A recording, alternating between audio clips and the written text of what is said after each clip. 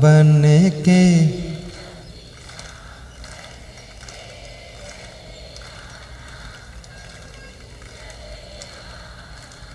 दोबारा, कभी राम बन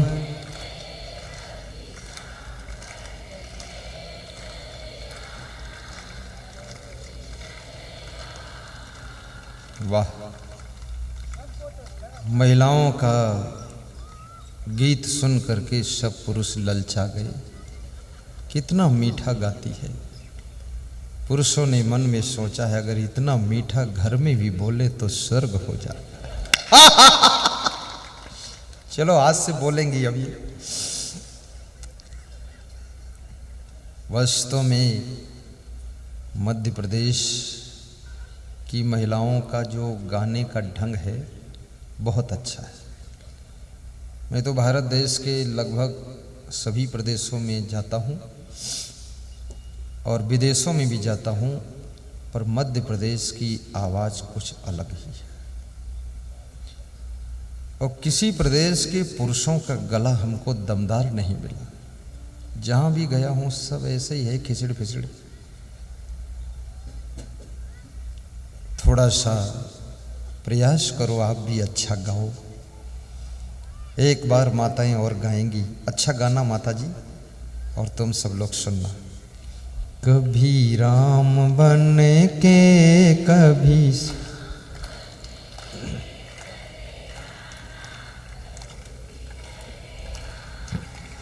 कभी राम बन के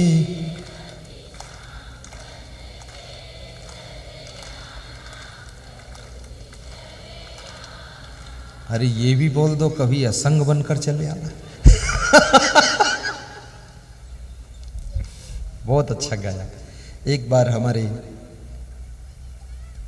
महानुभाव पुरुष बंधु गाएंगे, गाइए।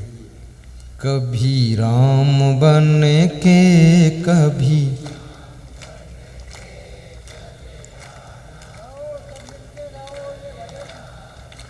कभी राम बन के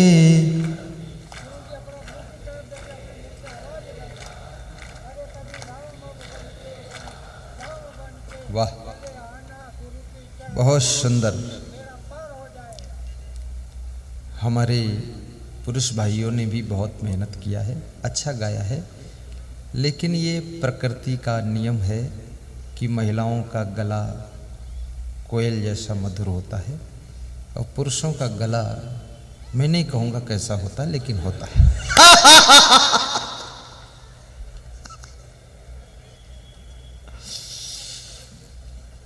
फिर भी पुरुषों को भी धन्यवाद है। महिलाएं गाने में प्रथम स्थान पा चुकी हैं और पुरुषों का द्वितीय स्थान है। और मैं आपको शुभकामना करता हूँ। थोड़ा मानस की चौपाई गाइए, मस्त कर दीजिए। अति गुरु कृपा जाहि पर होई, पाँव दे यही मार्ग सोई। भक्ति स्वतंत्र सकल सुख खानी, बिनु सतसंग न पावहि प्राणी। बड़े भाग्य मानुष तन पावा, सुर दुर्लभ सदग्रंथन गावा। बोलिए सदगुरु भगवान की जय। तो श्री कृष्ण कहते हैं अर्जुन, शांति उनको मिलती है जिनके घर में चार बातें होती है। कौन कौन? अब मैं आपको बहुत शीघ्रता से वह मंत्र बताता हूं जिससे शांति मिलती है। विहाय कामान्या, जो अपने घर में निष्काम होकर रहता है, जैसा भोजन बन गया है खुशी से खा लेता है, जैसी व्यवस्था है उसमें प्रसन्न रह लेता है, उसको शांति मिलती है। सर्वान्न पुमांश्रत निस्पृहा, और जो अपनी चाहनाओं को जीत लेता है, अनावश्यक चाहना नहीं रखता है, निष्प्रही बनकर रहता है, उसे शांति मिलती है। और तीसरा वह व्यक्ति जिसने अपने भीतर के मोह को जीत लिया है। ये सबके भीतर मोह बैठा रहता है और मनुष्य रस्सी और जंजीर में नहीं बंधा है, मनुष्य मोह की जंजीर में बंधा रहता है। इस मोह को जीतना जरूरी है। ममता तू न गई मेरे मन से,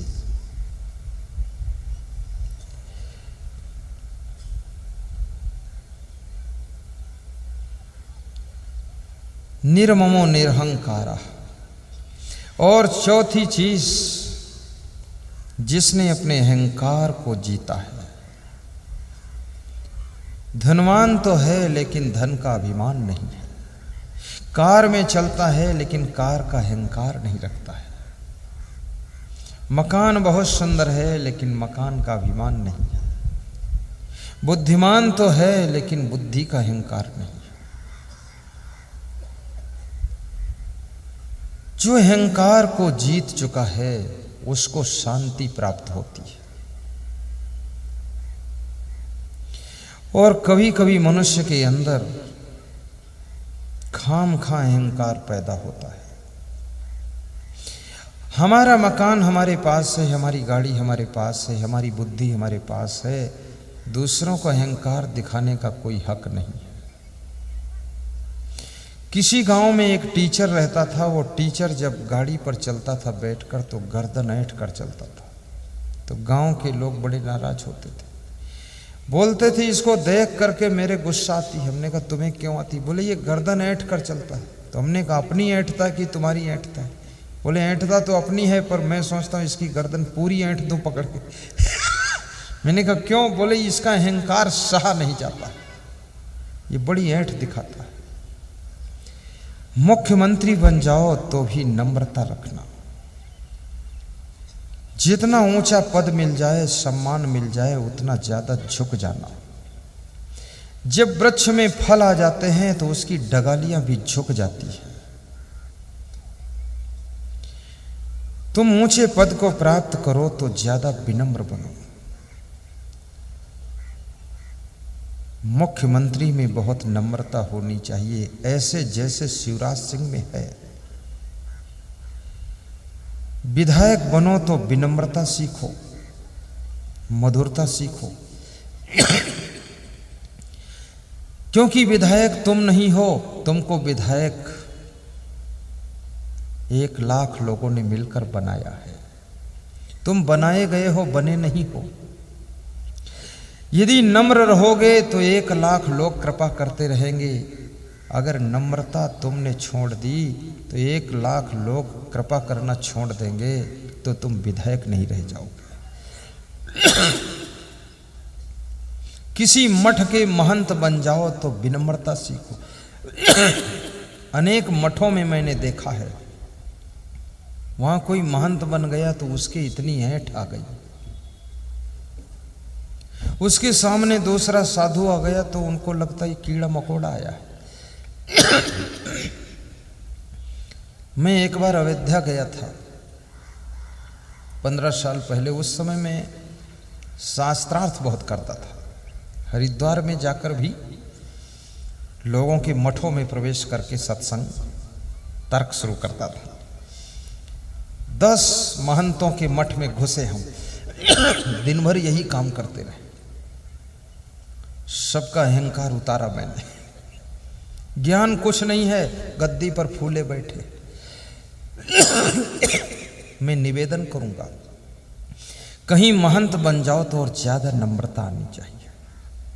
लोग आपके पैर छूने लग जाएं तो याद रखना अब ज्यादा सावधान होने की जरूरत है, क्योंकि मिले हुए सम्मान को संभालने के लिए विनम्र होना जरूरी है।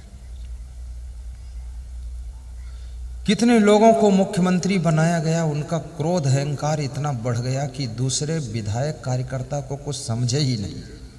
बहुत गुस्सा, 3 महीने में उतर कर नीचे आ गए। आदमी कोई ऊंचे नहीं पहुंचता है, ऊंचे पहुंचाने वाले लोग होते हैं वह उसको ऊंचे पहुंचाते हैं। और ऊंचे पहुंचाने वाले लोगों को जो भूल जाता है तो ऊंचे पहुंचाने वाले लोग उसको फिर से ऊंचे से नीचे पहुंचा देते हैं।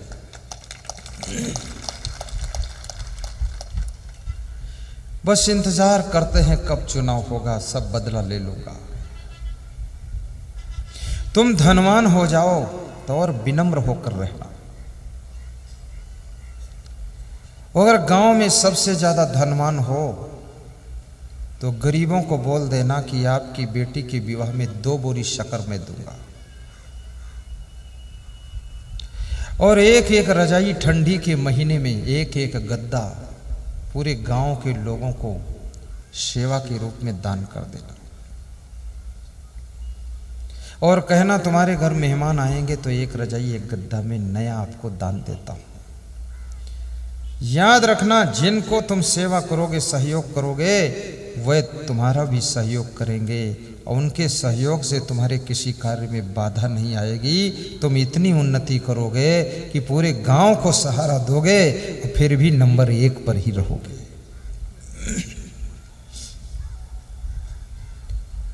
दूसरे की कन्या को अपनी कन्या समझना। और मकान जब बनाना तो सड़क पर 5 फीट जगह छोड़कर बनाना, आकाश में 4 मंजिल ले लेना। कितने लोग गांव में मकान बनाते हैं तो बिल्कुल गली में बना देते हैं, निकलने का रास्ता खत्म हो गया।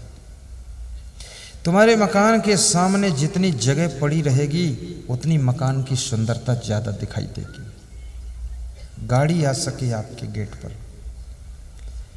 और सबके लिए शुभ कामना करना, क्योंकि यहां सब लोग मेहमान के रूप में आए हुए हो, परमानेंट कोई रहने के लिए नहीं आए हो। कोई 50 साल के लिए आया है, कोई 100 साल के लिए आया है, कोई 5 साल के लिए आया है। आपका ट्रांसफर इस घर से होगा, इस गांव से होगा। न जाने किस गांव में जन्म हो, न जाने किस घर में जन्म हो।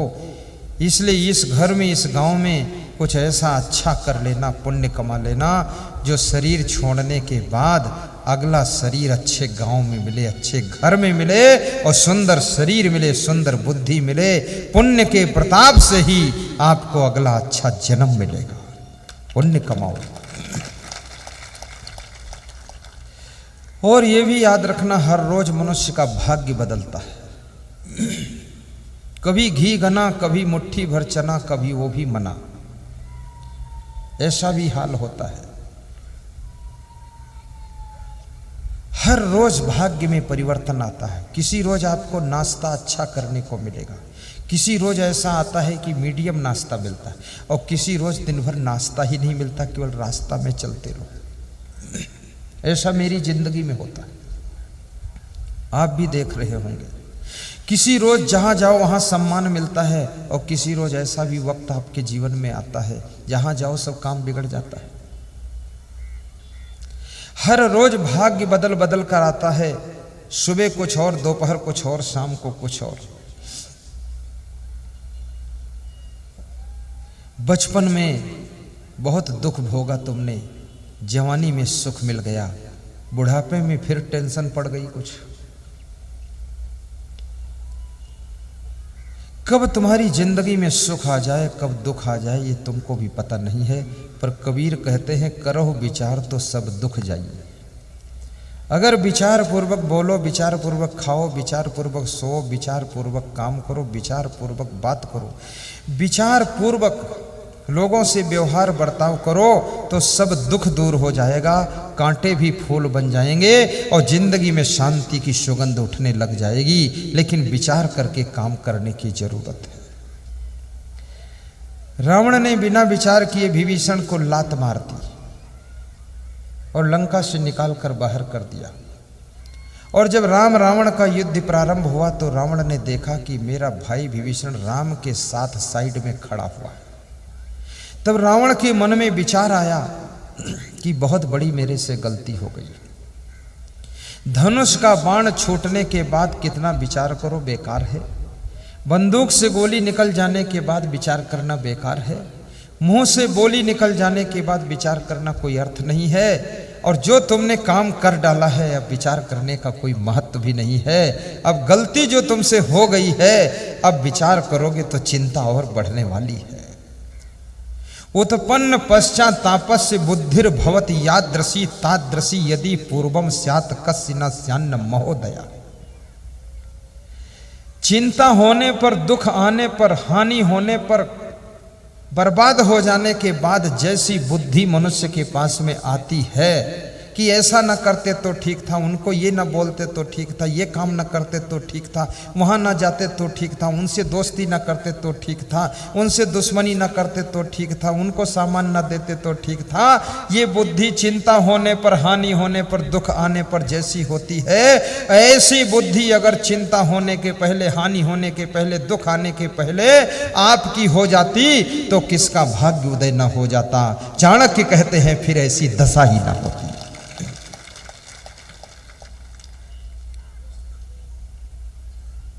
बिना विचारे जो करे सो पीछे पछताए। हर स्त्री को पहले ही सोचना चाहिए कि पति के साथ तालमेल बिठा कर रहूं, क्योंकि कहीं ऐसा ना उसका मूड बन जाए कि तुम निकलो घर से, मैं नहीं रखूंगा तुमको। तो ऐसे आसानी से पति भी नहीं मिलता है, और मिलेगा कहीं गोलगप्पे वाला तो कोई मतलब का नहीं। ठन ठन गोपाल मिल भी गए तो किस काम के। तो ये पति कोई ऐसा थोड़े है गाजर मूली है चाहे जहां खरीद लो 4 आने का। गम खा करके रह लो। आज रावण चिंता कर रहा है कि मेरा भाई राम के साइड में खड़ा पूरी सलाह दे रहा है। राम ने रावण के ऊपर बहुत बाण चलाए तो विभीषण ने कहा, प्रभु इतनी मेहनत क्यों कर रहे हो, एक बाण मेरे भाई की नाभि में मार दो, इसकी नाभि में अमृत है, वो सूख जाएगा, ये मर जाएगा। विभीषण की सलाह से राम ने बाण मारा और रावण का वध हो गया। तो रावण पछताता है और राम से कहता है, राम आपका भाई भी आपके साथ है लक्ष्मण, और मेरा भाई विभीषण भी आपके साथ है। आपने अपने भाई को भी संभाल के रखा और मेरे भाई को भी अपना भाई बनाकर रखा, और मैं इतना मूर्ख हूं कि अपने भाई को भी मैं संभाल कर नहीं रख पाया। यदि मेरा भाई मेरे साथ होता और आपका भाई आपके साथ होता तो ये 50 वर्ष युद्ध चलता, तुम जीत नहीं पाते, क्योंकि कौन बताता नाभि में अमृत है। तुम्हारे बाण खत्म हो जाते, मेरे प्राण खत्म नहीं होते। दुनिया कहेगी राम ने रावण को मारा है, सच यह मेरे भाई विभीषण ने मुझको मरवाया है। जब जंगल काटा जा रहा था, कोढ़ा जी से जंगल रोने लगा, तो जंगल काटने वाले ने पूछा, तुम क्यों रो रहे हो? तो जंगल ने रो रो करके कहा कि मेरे जंगल की लकड़ी कुल्हाड़ी में हत्था बनकर लगी है, तभी तुम जंगल काट पा रहे हो। अगर मेरी लकड़ी, मेरा भाई आपको सहारा ना देता तो तुम जंगल को नहीं काट पाते। इसलिए दुख हो रहा है कि मेरी फूट के कारण आज हम काटे जा रहे हैं। आपस में सुमति रखना। मैं पाट गांव से खुश हूँ, प्रसन्न हूँ यहाँ की सेवा से, और जहाँ मेरा निवास है राधे श्याम सोनी के घर में, मेरे लिए वो स्वर्ग जैसा घर है, बहुत सुंदर, और वहाँ मोटर से पानी भी चलता है, सब व्यवस्था सुविधा पर्याप्त है, मुझे कोई तकलीफ नहीं। और बहुत घरों में रहा हूँ, लेकिन उनके घर में एक विशेषता है कि वहाँ सब कमरों में नाश्ता रखा हुआ है, नमकीन, मीठा, बर्फी, जलेबी, तो अपने इच्छा अनुसार हम खा सकते हैं। आज खाऊंगा रात में। बता दिया हूं, पता नहीं वो राधा रानी ताला मार के रखते हैं। नहीं, मैं नहीं खाऊंगा, क्योंकि ये जलेबी खाने से प्यास ज़्यादा लगती है, नमकीन खाने से प्यास लगती है, तो प्रवचन नहीं हो पाएगा। इसलिए जब प्रवचन ना करना हो तब खा सकते हैं। लेकिन क्या खाना है, सब आनंद ही आनंद है। और मैं आपसे भी कहूँगा, दाल बाटी, सब्जी, चावल, रोटी, समोसा, कचौड़ी, नमकीन, मीठा, सब चीज़ खाया करो, लेकिन थोड़ा थोड़ा खाया करो। ऐसा नहीं कि 10 समोसा खा लो तो गड़बड़ हो जाएगा। 2 खा सकते हो। पोहा भी खा लिया करो गरम गरम, सोनी रेस्टोरेंट में जाकर खा लो, पोहा बहुत अच्छा बनाते हैं, मस्त, लेकिन थोड़ा खाओ। हलवा भी खाओ, गाजर हलवा, रवा का हलवा, लेकिन थोड़ा, बस 50 ग्राम। कितने लोग आधा किलो हलवा खाते हैं, बड़े हिम्मत वाले लोग हैं। मैं उनके कटोरा में देखा हलवा, हमने कहा ये कितने लोग खाओगे? बोले तो अकेले भर का ही है।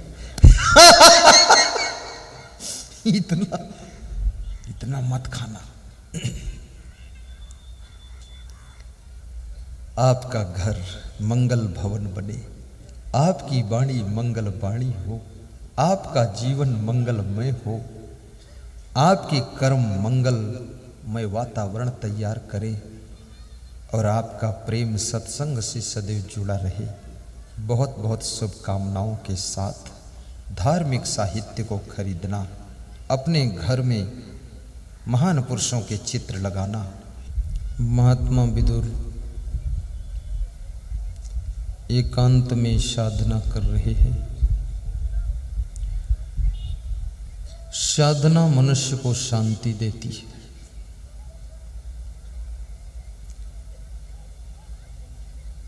एकांत में हर इंसान को 10 मिनट आंखें बंद करके ध्यान में बैठना चाहिए। जीवन में कोई दुख हो, कोई चिंता हो,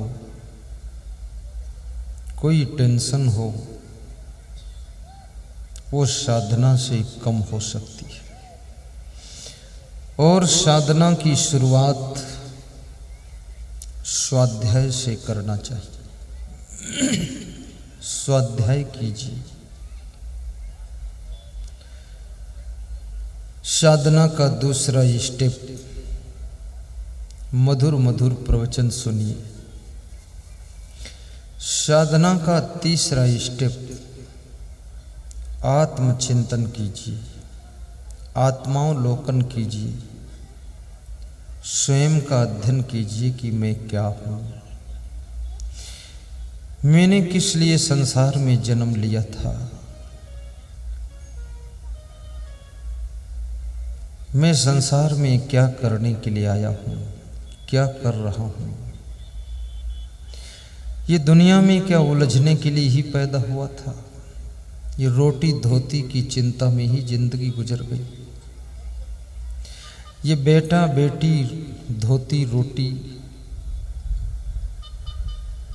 सारी जिंदगी आंसुओं का रूप ले चुकी है, हंसी खुशी कहाँ खो गई।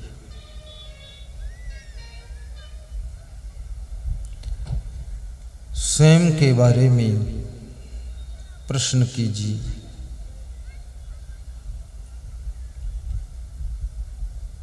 धीरे धीरे आत्मज्ञान को प्राप्त कीजिए कि मैं कौन हूँ, क्या मैं शरीर हूँ, क्या मैं मन हूँ, क्या मैं इंद्रियां हूँ? नहीं, मैं मन को भी वश में करने वाला। इस मन को वश में कौन करता है? तुम करते हो। इस शरीर को जीवित कौन रखता है? तुम रखते हो। इंद्रियों को संचालित कौन करता है? तुम करते हो। तुम कौन हो? मैं कौन हूं? हु एम आई? હું કોણ છું? ગુજરાતીમાં કહાવત છે, હું કોણ છું? मैं कौन हूँ? मैं अजर अमर अविनाशी आत्मा हूँ। तुम्हारा शरीर कभी स्त्री का होता है, कभी ये शरीर पुरुष का होता है। कभी तुम गरीबी में जिंदगी गुजारते हो और कभी अमीरी के आनंद लेते हो। कभी तुम्हारा मन दुख में डूब जाता है और कभी मन बड़ा सुख की अनुभूति करता है। ये संसार की परिस्थितियां परिवर्तन होती रहती है। कभी गर्मी कभी सर्दी, ये कुदरत के नज़ारे हैं। कभी गर्मी कभी सर्दी, ये कुदरत के नज़ारे हैं। प्यासे वे भी रह जाते जो दरिया के किनारे हैं, जो दरिया के किनारे हैं, वे भी प्यासे रह जाते। मनुष्य जीवन का अर्थ क्या है? कितने लोगों का ये जीवन व्यर्थ में बीत जाता है। फालतू काम करते करते जिंदगी गुजर गई। और कितने लोगों का ये जीवन स्वार्थ में ही बीत जाता है। और कितने लोगों की जिंदगी निरर्थक निकल जाती है। और कितने लोगों का पूरा लाइफ दुख में रोते धोते निकल जाता है। ये बड़ा विचित्र संसार है। इस संसार में रोओगे तो भी कुछ न मिलेगा, और हंसोगे तो भी कुछ न खोएगा। ये संसार जैसा है तैसा है।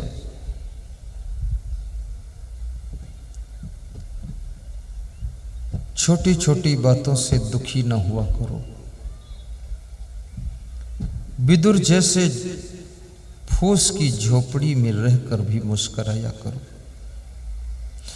महाराजा धीराज धृतराज जैसे हस्तिनापुर के महलों में रहकर भी चिंतित न हुआ करो। रावण सोने के महल में रहकर भी चिंता की आग में जल रहा है। तुम्हारी गलतियां तुमको चिंता में ढकेल देती है। तुम्हारी भूल तुम्हारे लिए दुख का शूल बन जाती है। और तुम्हारे पवित्र विचार कैसी भी परिस्थिति हो, लेकिन तुमको आनंद की लहर में डुबा देते हैं। श्री कृष्ण कहते हैं कि नास्ति बुद्धि अयुक्तस्य न च अयुक्तस्य भावना, न च अभावयतः शांति अशांतस्य कुतः सुखम।